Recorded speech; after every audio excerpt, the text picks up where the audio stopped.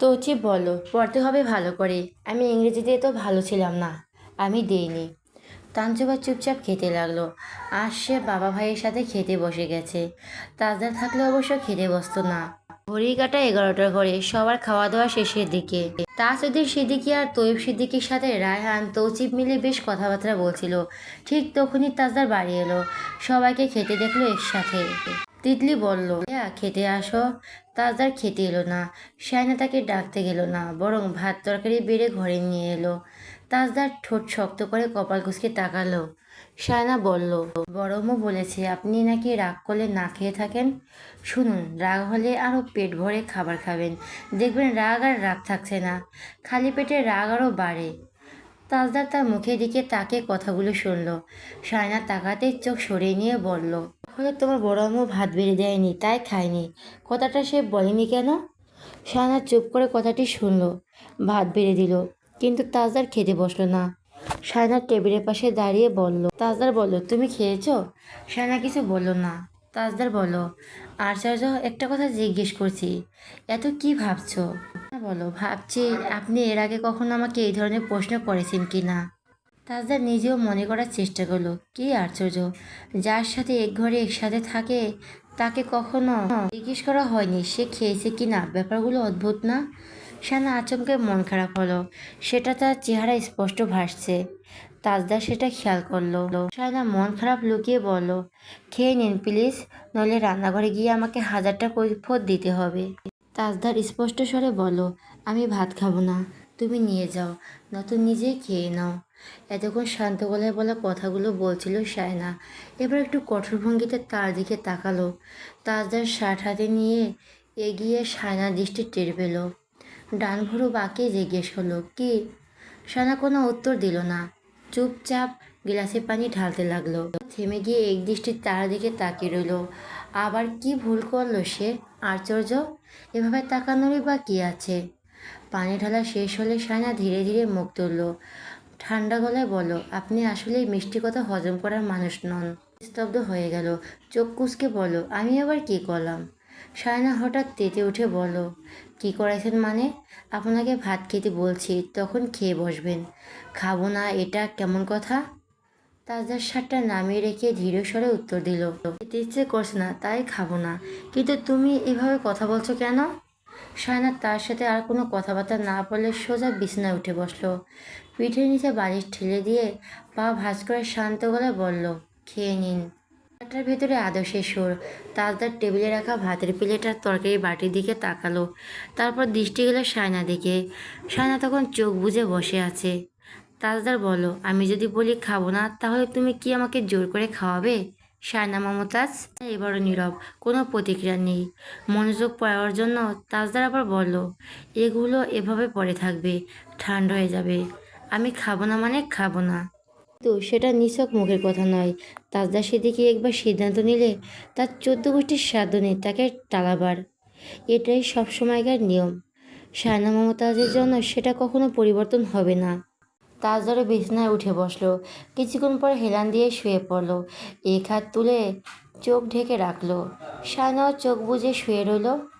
আজ যদি তাজদার সিদ্দিকী ভাত না খায় তাহলে সে কি করবে তা যেও জানে না। সে অনেকক্ষণ অপেক্ষা করলো, কিন্তু না, তাজদার সিদ্দিকীর পক্ষ থেকে কোনো নড়াচড়া নেই। এমন জেদি মানুষ সে জীবনেও দেখেনি। ঘুমিয়ে পড়েছে। শায়নার ভেতরে রাগ ফুসফুস করছে। একবার তাকিয়ে দেখলো সে, তারপর আবার শুয়ে পড়লো। ঠিক তখনই তিতলির গড়া ভেসে এলো, শায়না ভাত খেতে আসো। কিছুক্ষণের মধ্যেই স্বর পাল্টে গেল, ভাবি ভাত খেতে আসেন। শায়না হঠাৎ তাজদারের দিকে তাকালো, তারপর শক্ত করে ধরে হাতটা চোখের উপর থেকে সরিয়ে দিল। হাতটা নামতেই তাজদার সেদিকে এমন দৃষ্টিতে তাকালো যে শায়নার সব কথা আটকে গেল গলায়। তাজদার ধীর স্বরে বলল, সমস্যা কি? শায়না একটা শব্দ উচ্চারণ করলো, ভাত। তাজদার ভুরু কুঁচকে বলল, বলেছি খাবো না, কথাটা কি কথার মতো শোনায়নি? আমি কি তোমার সঙ্গে মশকরা করছি? তখনও আবার তিতলির ডাক শোনা গেল, আম্মু ডাকছে, ভাত খেতে আসো ভাবি। তাজদার শুনে নির্লিপ্ত স্বরে বলল, যাও।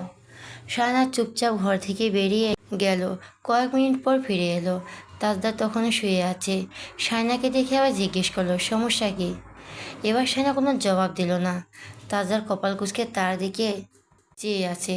শায়না একদম সোজা উঠে গিয়ে তার পাশে শুয়ে পড়লো, গায়ের উপর কাঁথা টেনে।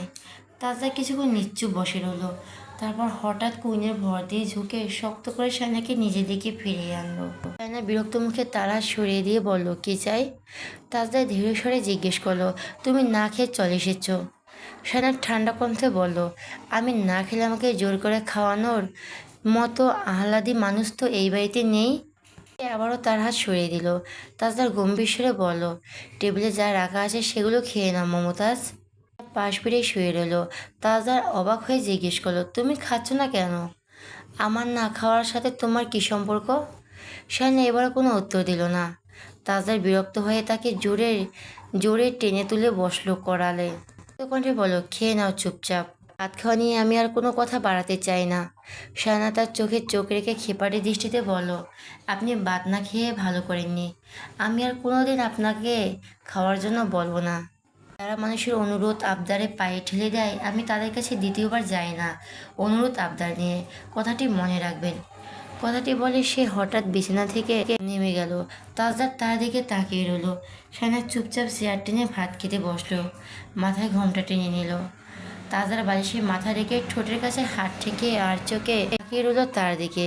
শায়না খাওয়া শেষ করে সোজা গিয়ে শুয়ে পড়লো। আর চোখে তাকাতে তাজদারও তাকালো। এবার শায়না সরাসরি চোখে চোখ রাখলো। তাজদার তা দেখে গলা ছাড়লো, চোখ সরিয়ে নিল। শায়না কাঁথা টেনে নিতে নিতে ঠান্ডা স্বরে বলল, খাবারের সাথে ফালতু রাগ দেখায় না আমি। বেকুবরা শুধু এইসব রাগ দেখিয়ে নিজেদের কষ্ট দেয়। I love myself. তাজদা কোনো কথা বলল না। শায়না পাশ ফিরে শুয়ে পড়ল। সকালে ঘুম থেকে উঠে সে দেখলো বাসনটা খালি, শুধু মুরগির হাড়গোড় পড়ে আছে, এর সাথে চামচ। সে নিজে মাত্র কয়েক রকমে খেয়েছিল, বাকিটা। বাসনগুলো রান্নাঘরে নিতে নিতে ঠোঁটের কোণে যে হাসিটার রেখাটা ফুটলো, কিছুক্ষণের জন্য সেটা তাজা দেখে ফেললো। ঘর থেকে বেরোনোর সময় কপাল কুঁচকে জিজ্ঞেস করলো, সকাল সকাল জেনে ধরেছে নাকি? হাসছো কেন? শায়না গম্ভীর ভঙ্গিতে বলল, বিড়ালের বেশে জিন ঘরে ঢুকতেই পারে, ছোটবেলায় দাদির মুখে শুনেছি। তাজার অবাক হয়ে বলল, বিড়াল? শায়না গম্ভীর গলায় বলল, জি, বাসনে অর্ধেক ভাত ছিল, সেগুলো খেয়ে গেছে। বিষয়টা বড় মুখকে জানাতে হবে। নতুন বইয়ের ঘরে জিন ভূত থাকাটা ভীষণ অস্বাভাবিক। আপনি কি কাল রাতে কোনো অস্বাভাবিক কিছু টের পেয়েছিলেন? সে একেবারে সিরাজ ভঙ্গিতে কথাগুলো বলছিল। তাজদার এড়িয়ে গিয়ে কাবার থেকে কাপড় চোপড় বের করতে লাগলো, কোথাও যাওয়ার প্রস্তুতি। হঠাৎ থেমে শায়না জিজ্ঞেস করলো, ব্লু রঙের ওয়েস্টকোটটা কোথায়? শায়না ঠোঁটের কোণে তেজক হাসি টেনে উত্তর দিল, হয়তো বিড়ালটাই চুরি করে নিয়ে গেছে রাতে। তাজদার মাথা দুলিয়ে বলো, হতে পারে। সকাল থেকে আবার আমার মাথায় গ্যাস্ট্রিকের সমস্যা বেড়েছে। কি ভুলভাল খেয়েছি কে জানে। লক্ষণ ভালো না। এতক্ষণ সেনা বেশ মজা লাগছিল, কিন্তু এবার সে সত্যিই রেগে গেল। তাজদার সাথে তার আর কোনো কথা বলে না। সে সোজা বেরিয়ে গেল ঘর থেকে। তার এঁটো খেয়ে গ্যাস্ট্রিক। বাড়ির উঠানে গাড়ি দাঁড় করিয়ে আছে। নতুন বউ নিয়ে রওশনারা যাবেন মামার বাড়ি। গাড়ির সামনে দাঁড়িয়ে তাজদার আনিসের সাথে কথা বলছে। অনেক আগে থেকে কথা ছিল নতুন বউকে নিয়ে বেড়াতে যাবে তাজদার, কিন্তু নানা কারণে যাওয়া হয়নি। এবার রওশনারা জোর করলেন সময় ফুরিয়ে আসছে বলে। ছেলে বউকে নিয়ে সব জায়গায় ঘুরে আসা দরকার। তাজদার চাইছিল না, কিন্তু শায়না এমনভাবে রাজি করালো তাতে মনে হয় ব্যাপারটা আসলে তারই ইচ্ছে, রওশনারা নয়। তাজদার তাই সম্মতি দিল। আজকাল সে বইয়ের মন পড়ার চেষ্টা করছে খুব। উদ্দেশ্য একটাই, শায়নাকে সাথে নিয়ে লন্ডনে যাওয়া। দরকার হলে সে 6 মাসের যাত্রা পিছিয়ে দেবে, কিন্তু একা যাবে না। তবে সেটা আদৌ হবে কি না সে নিজেই নিশ্চিত নয়। নারা শায়নাকে বলছে, যেহেতু গাড়িতে করেই যাচ্ছ, তাই শাড়ি আর হিজাব পরো, বোকরা পরতে হবে না। সোজা আমার বাড়িতে গেটের সামনে গিয়েই থামবে গাড়ি। শায়না তার কথা মাত্র গোল্ডেন রঙের একটা শাড়ি পরেছে, এর সাথে খয়েরি ব্লাউজ। ব্লাউজে সিকোয়েন্সি আর স্টোনের কাজ আছে, সাথে মানানসই হিজাব আর ব্যাগ। দামি শাড়িটা তার গায়ে অসাধারণ মানিয়েছে। রওশনারা তিতলিকে নিয়ে গাড়িতে উঠে বসলেন। শায়না তাদের পিছু পিছু বেরিয়ে এলো। আনিসকে দেখে একটু থামলো। আনিস রওশনার সাথে কথা শেষ করে শায়নাকে লক্ষ্য করলো। শায়না বলো, আজ অফিস? আনিস বলো, আজ ছুটি নিয়েছি। আচ্ছা আসি, আমাকে বলো আমি গেলাম। সাবধানে যাস। আচ্ছা। ভাইয়ের সাথে কথা বলে শায়না গাড়িতে উঠতে যাবে, ঠিক তখনই তাজদার এগিয়ে এলো। গাড়ির কাছে এসে নিশ্চুপ স্বরে বলো, মেকআপ কম হয়েছে শায়না মমতাজ। শায়নার বুকের ভেতর হঠাৎ ধক করে উঠল। সে মোটেও এগাদা মেকআপ করেনি, তবুও সে জানে তাকে সুন্দর লাগছে, খারাপ লাগছে না। এই লোকটা ইচ্ছে করে এমন বলছে যাতে সে রেগে যায়। তার চোখ মুখ গরম হয়ে উঠল, ঠোঁট শক্ত হয়ে গেল। ঠিক তখন তৌচিফ দৌড়ে এসে রওশনারকে বলো, বড়ামু আমিও যাচ্ছি। রওশনার বলো, তুই ড্রাইভিং ভালো করে শিখিসনি তো নাকি? তৌচিফ বলো, শিখেছি। তিতলি আদেশ দিল, ড্রাইভার সাহেব এসিটা অন করে দিন। তৌচিফ জানালা দিয়ে হাত ঢুকিয়ে তার মাথায় চাপড় দিল। তিতলি চেঁচিয়ে উঠল, আমার চুল, বাদর কোথাকার। তৌচিফ ড্রাইভিং সিটে গিয়ে বসলো। তার পাশে সিটে তাজদার, তানচুবা এসে রওশনার পাশে বসবে জানালো। তাই তিতলি নেমে গিয়ে শায়নার পাশে বসলো। বলল, শোনো, তোমাকে বকশিস টকশিস দিলে সোজা নিয়ে ফেলবো। না না, করবে না, ঠিক আছে। শায়না বলল, পাগল। গাড়ি ছেড়ে দিল। তিতলি বলল, আমার বড় মামা, বড় মামি, ছোট মামা, ছোট মামি। তানসিবা ধমকে উঠে বলল, তিতলি চুপ, বেশি কথা বলো না, কান উড়ে যাচ্ছে, এত কথা কিসের? বলে সে কানে ইয়ারপোস গুঁজে দিল। তিতলির মুখ মোচড় দিয়ে বলল, সব জায়গায় একে মাতব্বরি দেখাতে হবে। রওশনার আর গ্রামের বাড়ি সাতকানিয়া। পটিয়া থেকে আসতে বেশ সময় লেগে গিয়েছে। দীর্ঘ জার্নির পর শায়না একেবারে ক্লান্ত হয়ে পড়েছিল। বাড়িতে পৌঁছাতেই নতুন বউকে সবাই ঘরে তুলল, মিষ্টিমুখ করালো। খবর পেয়ে আশেপাশে অনেক প্রতিবেশী ছুটে এলো বউকে দেখতে। পাশের বিল্ডিংয়ের একজন বলল, আরে, রওশনা আপার শ্বশুরবাড়িতে যখন গিয়েছিলাম তখনও তো মনে হয় মেয়েটাকে দেখছিলাম। রওশনারা হাসি মুখে বললেন, হ্যাঁ ঠিক ধরেছ, ও তো আমার আশেপাশেই থাকতো, আমার একবারই মানুষ। অন্য এক প্রতিবেশী হেসে বলল, আপা, পাশের বাড়ি থেকে ছেলের জন্য বউ নিয়ে এসেছ কাছে কাছে রাখার জন্য? বড় বউটা যেহেতু বেশিরভাগ সময় ঢাকায় থাকে। রওশনারা হাসলেন। আবার আরেকজন বলল, বউ শাশুড়ি একদম মিলে গেছে, মা মেয়ে মনে হচ্ছে। রওশনারা সিগ্ধ কণ্ঠে বলেন, আমার কাছে যখন নিয়ে এসেছি তখন আমার মতো হয়ে যেতেই হবে। শায়না কথাটা শুনে একদম শাশুড়ির দিকে তাকালো। রওশনার হাত বাড়িয়ে তার মাথার পেছনে আলতো করে বুলিয়ে দিলেন। তারপর বলেন, ভেতরে যাও। তিতলি, তুমি ওকে নিয়ে যাও, হাত মুখ ধুয়ে ফ্রেশ হয়ে নিক। খাওয়া দাওয়ার আয়োজনের আগে থেকেই করে রাখা। তৌসিফ জুসের গ্লাস নিয়ে বসে পড়েছে। তিতলি তার পাশে সোফায় পা তুলে বসে ফোন টিপছে। তৌসিফ খেয়াল করেনি সেটা। খেয়াল করলে কান বরাবর একটা। শায়না এখনো কিছু খাওয়া দাওয়া করেনি। হিজাব খুলে মুখ ধুয়ে ফেলেছে সে। সানস্ক্রিন দিয়ে একটু লুজ পাউডার দিয়ে সিম্পল একটা শাল দিয়ে আঁচলটা মাথায় টেনে নিয়েছে। তিতলি তৌসিফের ফোনে গেম খেলতে খেলতে তখনই তার ঘরে এলো। বলল, নাস্তা খেতে আসো, সবাই বসে আছে, বিশেষ করে। শায়না তার মুখের দিকে তাকালো। তিতলি হেসে বলল, তোমার পেয়ার লাল। শায়না তার পিঠে চর বসিয়ে বলল, পাজি। তৌসিফ চেঁচাচ্ছে, তিতলি নেই, আমার ফোন। তিতলি তাতে দাঁত চেপে সে মতো গেম খেলতে লাগলো। সে ফোনটা তৌসিফের হাতে যাওয়ার আগ থেকে তার কার্য উদ্ধার করেছে। শায়না বলল, তোমার ফোন কোথায়? তখন থেকে বলছে একটা আইফোন দাও, দেয় না। ওদের মেয়ে ঠিকই, আর ওদের মেয়ে তো কেউ নই। শায়না হাসলো, বলল, পাগল, তুমি তোমার ভাইকে বলো। মেজো ভাইয়াকে? একটাও মাটিতে পড়বে না, ও একটা বাদর। শায়না বলল, বাদর বলছো? আমি বলে দেব। তিতলি তার হাত ধরে ফেলে বলল, ও ভাই না। হাসতে লাগলো তার কথা শুনে। নাস্তা করার জন্য ডাইনিং রুমে উদ্দেশ্যে যাচ্ছিল তারা। তখনই তার হেঁটে আসতে লাগলো। শায়না আর তিতলিকে দেখে সে দেখেনি। শায়না গলা ঝাড়লো, সাথে সাথে তাজদার তার দিকে তাকালো। তিতলি সরু চোখে দুজনের কাণ্ডকারখানা দেখে ফুরুত এক দৌড়ে দিয়ে তৌসিফের কাছে চলে গেল। ফোনটা তার কোলে রেখে তৌসিফের মাথার পেছনে ছোপায় দু হাতের ভর রেখে বলল, ভাইয়ে, শায়না আজ মেজো ভাইয়া কিভাবে কথা বলে জানো? তৌসিফ ভুরু কুচকে বলল, কিভাবে? তিতলি তার পাশে গিয়ে বসলো, বলল, আমার দিকে তাকাও। তৌসিফ তার দিকে তাকালো। তিতলি মুখের কাছে হাত এনে বলল, তৌসিফের কপাল আরো কুঁচকে গেল। তিতলির চোখ উল্টে তাকিয়ে বলল, তারপর এভাবে তাকায়? এভাবে? আমিও বিয়ের পর তোমাদের দুলাভাইয়ের সাথে এভাবে কথা বলবো, এভাবে তাকাবো। তৌসিফ বলল, ভাই রে ভাই, এরা কারা? তিতলি তৌসিফের পিঠ চাপড়ে দিতে দিতে বলল, ভাই রে, আমি রে, তোর বউয়ের ননদ রে। যা তাড়াতাড়ি বিয়ে কর, তৌসিফ বড় বোনের কথা শোন। তৌসিফ চেঁচিয়ে বলল, বড় আম্মু, ও কত বড় সাহস, দেখো আমার নাম ধরছে। ভাই, আমার হাত চললে তুই সোজা লাশ। সিরিয়াস ভঙ্গিতে বলো, তৌসিফ এত রাগ করিস না বাবা, এত রাগ শরীরের জন্য ভালো নয়। বললেই তৌসিফের পিঠ চাপড় দিতে চলে গেল সে। নাস্তা খাওয়া দাওয়া হচ্ছিল একসাথে। শায়না বর আর শাশুড়ির মাঝখানে বসে অল্প অল্প করে খাচ্ছিল। ঠিক তখনই পাশের বসা থেকে আসা এক মামি বলল, তাজ, তোমার মতো দেখতে বউটা কোথায় পেলে? তোমার চেহারার সাথে কত মিল। তাজদার শায়নার দিকে তাকালো, শায়নাও তার দিকে তাকালো। তাজদার ডান ভুরুটা তুলে বের করলো, আমি বেশি সুন্দর। শায়নার ঠোঁট না নড়ে মড়ে বলল, সবাই জানে কে বেশি সুন্দর। তাজদার বলো, আমার চেয়ে সুন্দর মমতাজ, অস্বীকার করতে পারো না। সবাই বলাবলি করলো, বিয়ের পর এমন এক চেহারা হয়ে যায় অনেকের। অনেকে তো বলছে ফেলে ভাই বোন নাকি। তাদের প্রতিবেশী মামিদের সাথে কথা বলে ব্যস্ত হয়ে গেল। ওরা সবাই বলছে তুমি তখন এখানে এলে আর যেতে চাইতে না। সবাই কি ভয়টাই না পেত। আগের তাজের সাথে এই তাজের মিলন নেই। ছোট মামি বলল, আমি তখন নতুন বউ এই বাড়িতে। বড় আপার মেজো ছেলে এসেছে বললেই আমার ভয় হতো। মা তো সারাক্ষণ ওর পিছনে লেগে থাকতো। রসনা চুপ করে শুনছেন। ওরা যা বলছে তা সত্য। তাজ তখন মামার বাড়ি ছাড়া আর কোথাও বেড়াতে যেত না।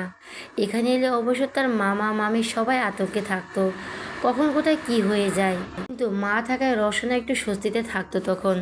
তাজদার কথাগুলো শুনছে মনোযোগ দিয়ে। এগুলো মিথ্যে হওয়ার সুযোগ নেই। নানু এসে চেয়ারে বসেছেন অনেক কষ্টে। নাতি আর নাতবউকে মন দিয়ে দেখেছেন।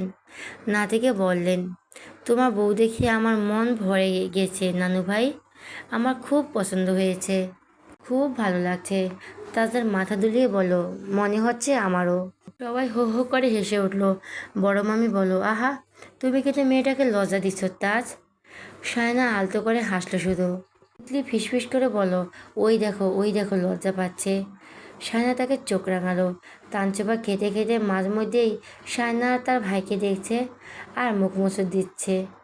তিতলি তা দেখে তুচিকে বলল, ওই শয়তানি দেখো মুখটা কেমন করে রেখেছে। জীবনে তো একটা প্রেম টেম করতে পারলো না, বিয়েও করছে না।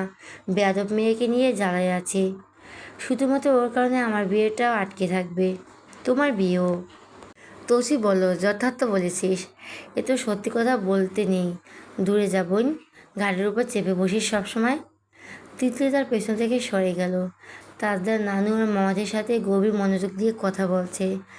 আলাপটা একেবারে পারিবারিক, তাই কাঁধে নিয়ে আলোচনা হচ্ছে সেটা শায়নার পক্ষে বোঝা সম্ভব হয়নি।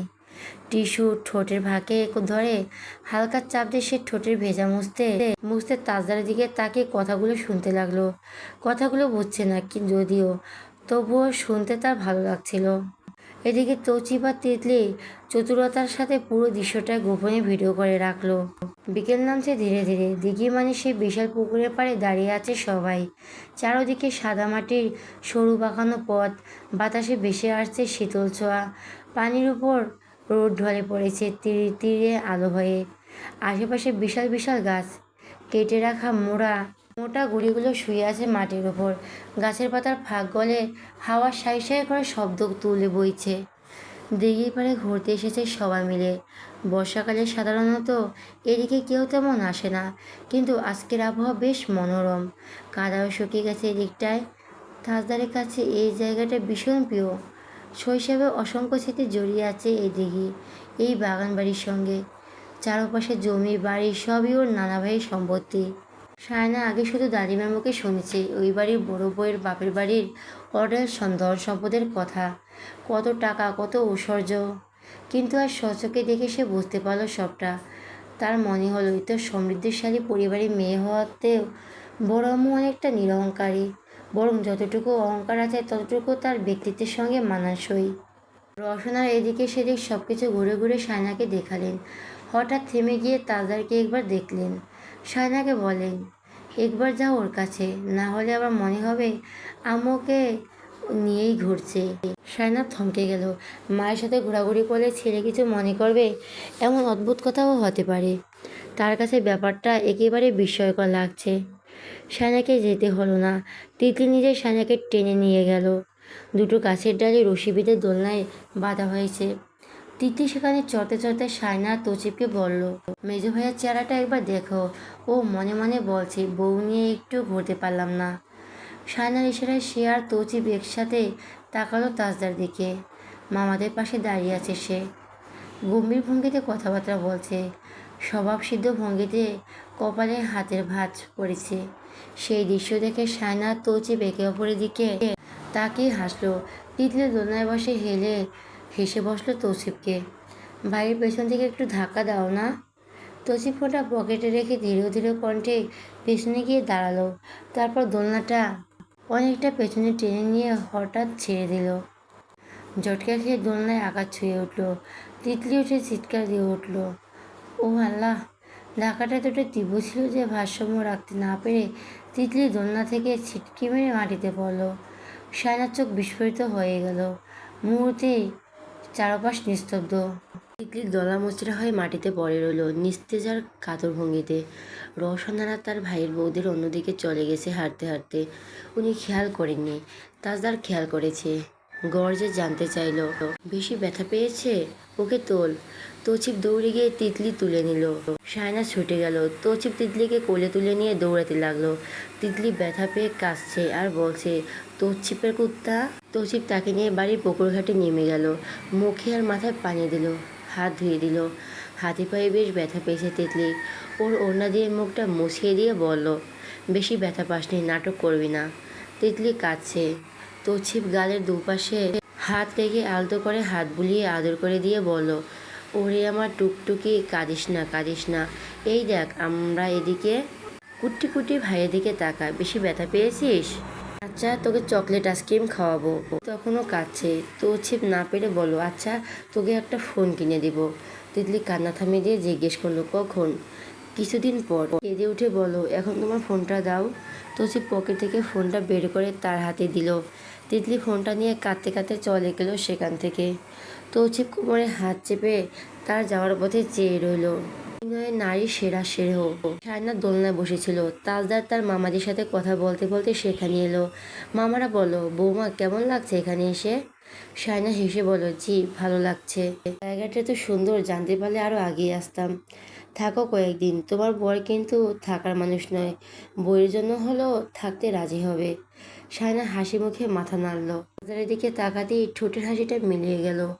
বড় মামা বললেন, তাজ এসো বাজার থেকে ঘুরে আসে, বলেই চলে যাচ্ছিলেন। কি মনে করে আবার থেমে গিয়ে সায়নার দিকে তাকালো।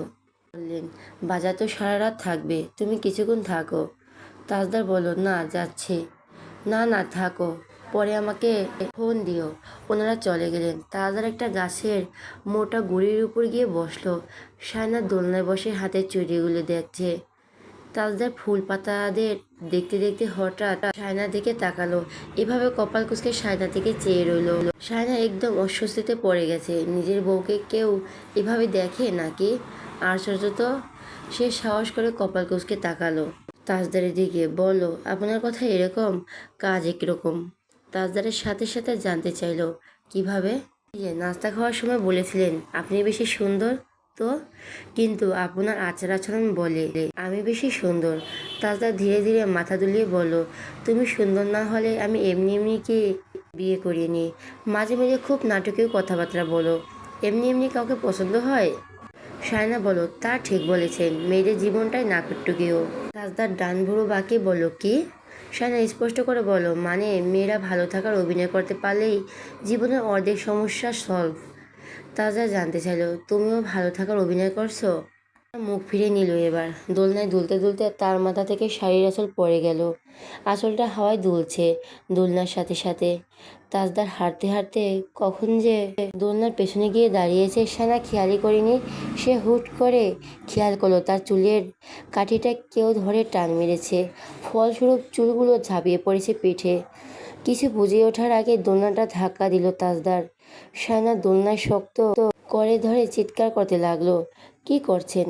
তাজা তাকে থামতেই দিচ্ছে না, বরং কানের কাছে সুড়সুড়ি দিতেই সায়না হাসতে সইতে না পেরে তাকে জোর একটা ধাক্কা দিয়ে তাজদারের গাছের গুড়ির উপর গিয়ে বসে পড়ল। সায়না রাগও হচ্ছে, ভয়ও হচ্ছে, আবার হাসিও পাচ্ছে। তাজদার তাকে দেখে বলল, লোকে দেখলে বলবে দোলনা লম্বা চুল শাড়ি পরা কোন পেতনি বসে দোল খাচ্ছে। সায়না বলল, থামান বলছি। তাজদার থামালো না, বরং আরও একটা প্রশ্নের উত্তর বলতে পারলে থামাবো। কি? মৌলিক চাহিদাগুলো কত প্রকার ও কি কি? সায়না বলল, খাদ্য, বস্ত্র, বাসস্থান, শিক্ষা ও চিকিৎসা। তাজদার তার দোলনাটা থামিয়ে দিল। শায়না ঘাড় ঘুরিয়ে তাকালো তার দিকে। তাজদার বলল, আমার আরও একটি মৌলিক চাহিদা আছে। তুমি হাসবে, আমি শুধুই দেখব, ব্যাস। শায়না বিলে ঘুরল কিছুক্ষণ, তারপর বাড়ি চলে এলো তাজদারের সাথে। তাজদার বাজারে চলে গিয়েছে। বাজার থেকে একদম ফিরল খাওয়ার একটু আগে। ছোটবেলায় সেসব জায়গা যেত, সেখানেও গিয়েছে সে। নতুন ভাগ্নে বইয়ের জন্য রান্নাবান্না এলাহি আয়োজন। শায়নার পেট ভরে গিয়েছে খাবার দেখে। খুব বেশি খেতে পারে না। সবাই বলাবলি করলো বইয়ের বোধহয় রান্না পছন্দ হয়নি। রওশনারা ছেলের বইয়ের সপক্ষে বলল, না না, ও অতটুকুই খায়, এর চেয়ে বেশি খায় না। খাওয়া দাওয়ার পর ড্রয়িং রুমে বেশ গল্পের আসর বসলো। শায়নার খুব ভালো লেগেছিল। তাজদার জানালো কালই রওনা দেবে, একদিন থাকতে এসেছে। তারা অনেক বন্ধুবান্ধব আর ছেলেদের বাড়িতে দাওয়াত আছে। তাদের যে ঘরে থাকতে দেওয়া হয়েছে এটা বেশ বড়সড় আছে। কয়েকটা আসবাবপত্র দিয়ে সাজানো গোছানো। শায়না সুতির সালোয়ার কামিজ পরে বিছানায় শুয়ে পড়েছে। শাড়ি সাজগোজ রীতিমতো বিরক্ত লাগছিল তার। বিছানা এলোমেলো হয়ে শুয়ে পড়েছে সে। তাজদা ঘরে আসা মাত্র হাত পা গুটিয়ে নিল, ওড়নাটা টেনে নিয়ে চোখে শুয়ে রইল। তাজদা তার দিকে তাকে হাতের গুড়ি খুলে নিল, টানে টি শার্ট ছড়িয়ে। শায়না আর চোখে সেটা খেয়াল করলো। বেড়াতে এসেও শার্ট পাল্টানো কমেনি। এই লোকটা আমাকে খুব জ্বালিয়েছে ছোটবেলা থেকেই, এখন তাকে জ্বালাচ্ছে। তাজদার শার্টটা পরে আয়না দিকে তাকে শার্টের হাতা গোটালো, কলার ঠিকঠাক করলো। শায়নার দিকে তাকাতে শায়না একদম ঘুমের ভান ধরে শুয়ে থাকলো। তার পাশে এসে শুয়ে পড়লো কিছুক্ষণ পর। শায়নার একদম নড়াচড়া নেই। তাজদার বলল, তুমি এদিকে ফিরো, নইলে আমি তোমাকে এখন জাপটে ধরবো। শায়না একদম চোখ, সে দেখতে চায় তাজদা সিদ্দিকী ঘুমের মধ্যে তার সাথে কি করে। তাজদার কিছুক্ষণ চুপ করে রইল, তারপর হঠাৎ শায়নার কানের কাছে গিয়ে বলল, ধরলাম। শায়না চমকে উঠে তার দিকে ফিরে গেল, বড় বড় চোখ করে তাকালো। তাজদার ঠোঁট বাঁকিয়ে বলল, ভয় পেয়েছো? শায়না চুপ। তাজদা তার নাক চেপে দিয়ে বলল, চলো ইংলিশ মুভি দেখবে, দি ম্যাক্সট্রাস। শায়না বলল, আমি বুঝি না। ওরা খুব ফ্লুয়েন্সি ইংরেজি বলে, সাব টাইটেল আছে, বুঝে যাবে। তাজদার ল্যাপটপটা চালু করলো, পেট বরাবর রাখলো। শায়নার দিকে কপাল কুঁচকে তাকাতেই শায়না তার পিঠে নিচে বালিশ রেখে শুলো। আগামাথা কিছুই বুঝলো না সে, কপাল কুঁচকে দেখছে। তাজদা তাকে সংক্ষেপে বলে গেল কি ঘটেছে, কি হতে চলেছে। শায়না বলল, বোরিং। তাজদার বলল, গাধি, এগুলো অ্যাকশন থ্রিলার, ফিলোসফিক্যাল টুইস্ট আছে, মন দিয়ে দেখো। শায়না বলল, গাড়ি ডাকলেন তাই আর দেখব না। এসে ফিরে যাচ্ছিল, তাজদারের হাত তার মাথার নিচে গিয়ে তাকে টেনে ধরলো। শায়নার মাথা তার বাহুর উপরে থেমে থাকলো। তাজদার বলল, চুপচাপ দেখো, কোনো কথা না। শায়না মন দিয়ে মুভিটা দেখতে লাগলো। মাঝে মধ্যে অবাক হয়ে তাজদারকে জিজ্ঞেস করলো, এটা এমন তো? আমি ঠিকই ধরেছি। তাজদার ধৈর্য ধরে বোঝালো।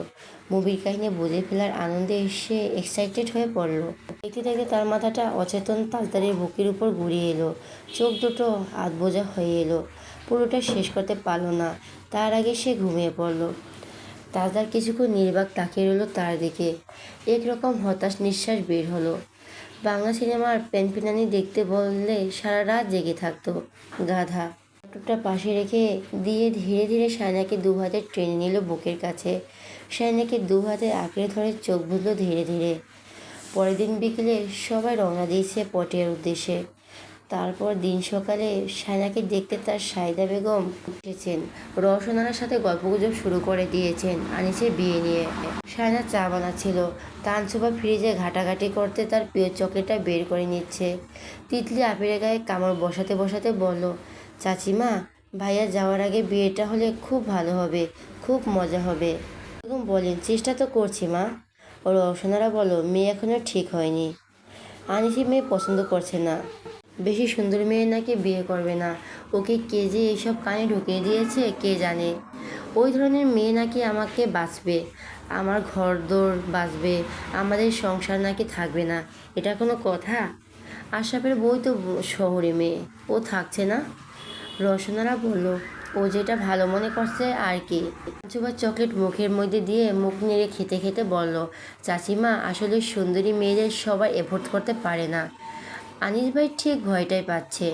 সায়দা বেগম তার কথাটা বুঝে গেছেন, তাকে কোনো রকম জবাব দিল না, শুধু রওশনারাকে বলল, আমার ছেলেগুলো হয়েছে ওদের বাপের মতো, বউটাকেও পছন্দ করে বিয়ে করলাম, এখন মেজোটাকেও করাতে হবে। কত ছেলে মেয়ে পছন্দ করে নিজেরাই বিয়ে করে নিচ্ছে, আর আমারগুলো মা বাবার দিকে হাঁ করে তাকিয়ে থাকে। রওশনারা চুপ করে রইল। সায়না চোখের ইশারা মাকে বলল। বেশি কথা না বলতে। রওশনারার চেহারা ভার হয়ে গেছে। শাহিদা বেগম মেয়ের ইশারা দেখে আর কিছু বললেন না। শাহিদা বেগম আসার সময় খালি হাতে আসেননি, মেয়ের জন্য অনেক কিছু নিয়ে এসেছেন। এমনকি এটাও বলে গেলেন উনি অন্যগুলো কাঁথা সেলাই করতে দিয়েছেন। সায়না কিছু বলেনি মাকে। এতক্ষণ বেশ ভারী বৃষ্টি থাকলো, এইবার বৃষ্টি পড়ছে ঝিরি ঝিরি। তানচুবা ছাতাটা ঘুরাতে ঘুরাতে পুলের সে দাঁড়িয়েছিল। এদিকে রাস্তাটা খুব সুন্দর, ছবি দারুণ ওঠে। তার একটা ছাতা হাতে ছবি তোলার ইচ্ছে ছিল। যেহেতু সচরাচর এদিকে আসা হয় না, তাই ছবি তোলাও হয়নি কখনো। পুলটা কিছু মাস আগেই নতুন নির্মাণ করা হয়েছে। রাস্তার দুই পাশে সারি সারি গাছ, তারপর পুলটা একটু উপরে উঠে গেছে। হরনার মেন রাস্তা একটু আগে। হঠাৎ একদল ছেলেপেলে আসছিল কথা বলতে। সবার হাতে ছাতা আছে, প্যান্ট গোড়ালির উপর তুলে দেওয়া, কারো হাতে বাজারের থলে। এবার চোখ জোড়া চকচক করে উঠল। সে হাত নেড়ে ডাকলো, আনিস ভাই। আনিস মুখ ঢেকে গিয়েছিল ছাতা নিচে। তার নাম ধরে কেউ ডাকছে শুনে সে সামনে পেছনে তাকালো। আনিস ভাই। আনিসের মুখ ঢেকে গিয়েছিল ছাতা নিচে। তার নাম ধরে কেউ ডাকলো শুনে সে সামনে পেছনে তাকালো। তানসুবার সামনে দিয়ে একটা রিক্সা এলো তখনই। রিক্সাটা যাওয়া মাত্রই আনিস তানসুবাকে দেখলো। তানসুবা হাত নাড়তে নাড়তে বলল, একটু এদিকে আসে। আনিস বন্ধুদের কি যেন বলে এগিয়ে এলো। জানতে চাইলো কি হয়েছে।